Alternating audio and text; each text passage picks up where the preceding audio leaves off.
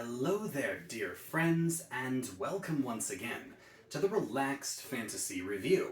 Today, we're going to be talking about a subclass of the Warlock, straight out of Tasha's Cauldron of Everything, the Fathomless Warlock.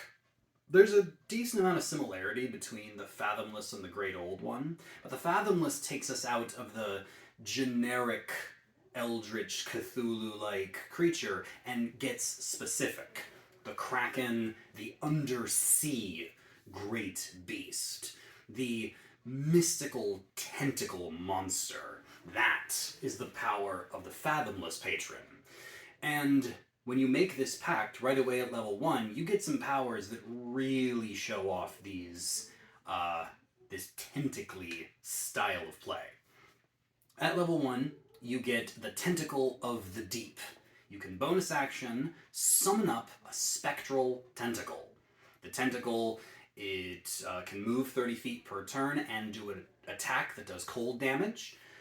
You use your bonus action to move and attack it. It lasts for a minute. It's intangible, so it can't be hurt by other creatures.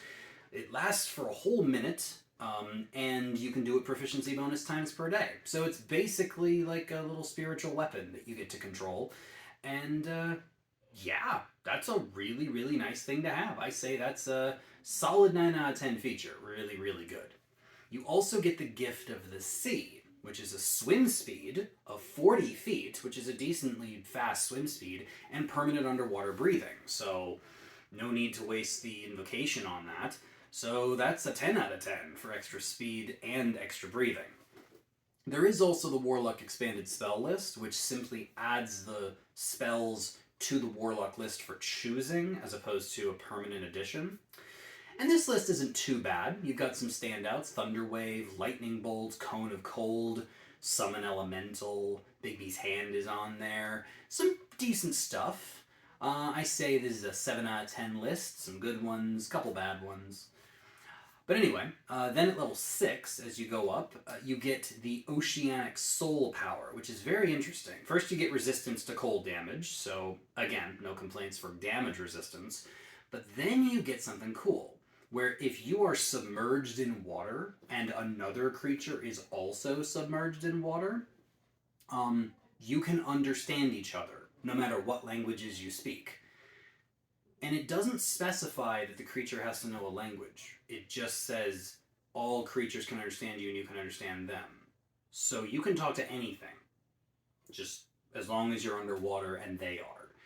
And creatures in D&D can hold their breath for a fair amount of time. Like you can bob under the water holding your breath for a minute or two, come back up, do it again, and just have a whole conversation with someone as long as they're willing to get wet. This is a cool power, and with the language ability and the cold damage, it's another 10 out of 10. Real solid. But then you get something else when you're at this level: Guardian Coil.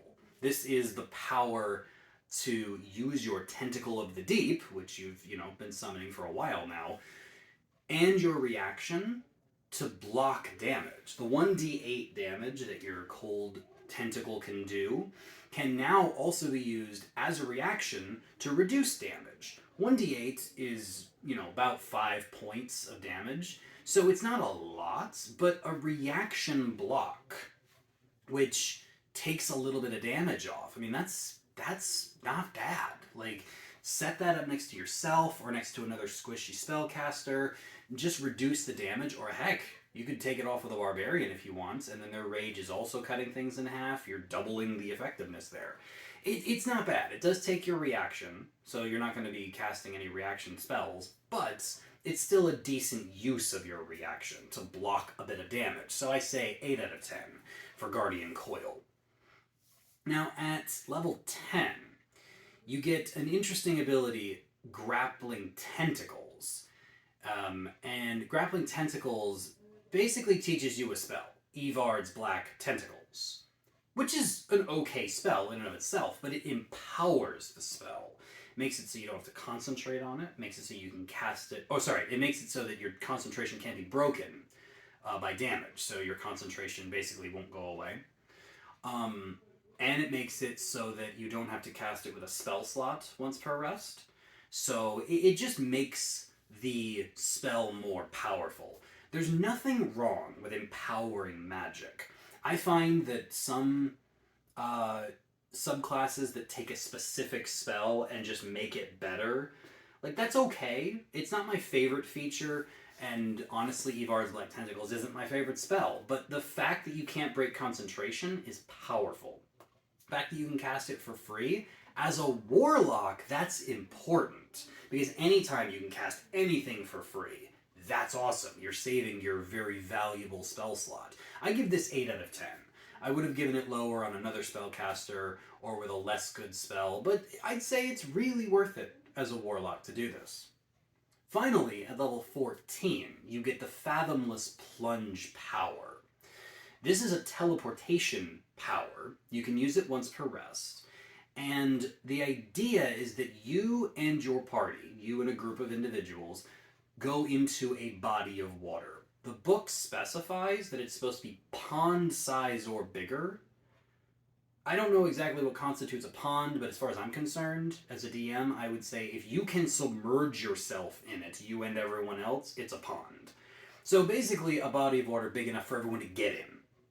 And then you use this power and it teleports you to another body of water within a mile.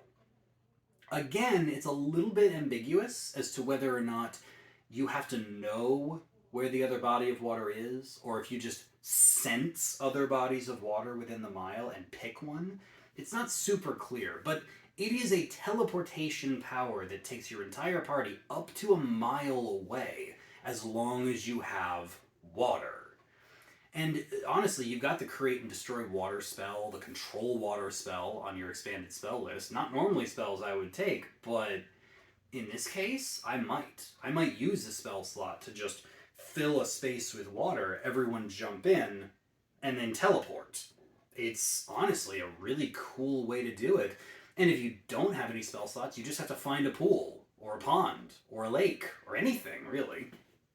It's a super cool idea. I think that it is well worth a 9 out of 10. And I think overall, the Fathomless Warlock is a 9 out of 10. Everything's water themed. The teleportation, the tentacle damage is cold damage, the water breathing, the water speaking, the swim speed. It's all good stuff. I really think that obviously the stake rises. Like if you're in a water themed campaign where you're swimming or you're on a coastline or you're in watery caves a lot, then this easily becomes a 10 out of 10. But even without all that stuff, it's still a great subclass for its other features, and when you do run into water, you're going to be the all-star. I give the entire subclass 9 out of 10. Very, very good, pretty good normally, top tier when you're in a water campaign. This has been the Relaxed Fantasy Review. If you enjoyed the video, please like and subscribe down below, and keep your eyes peeled for more subclass reviews coming down the line soon. Have a good one, my friends.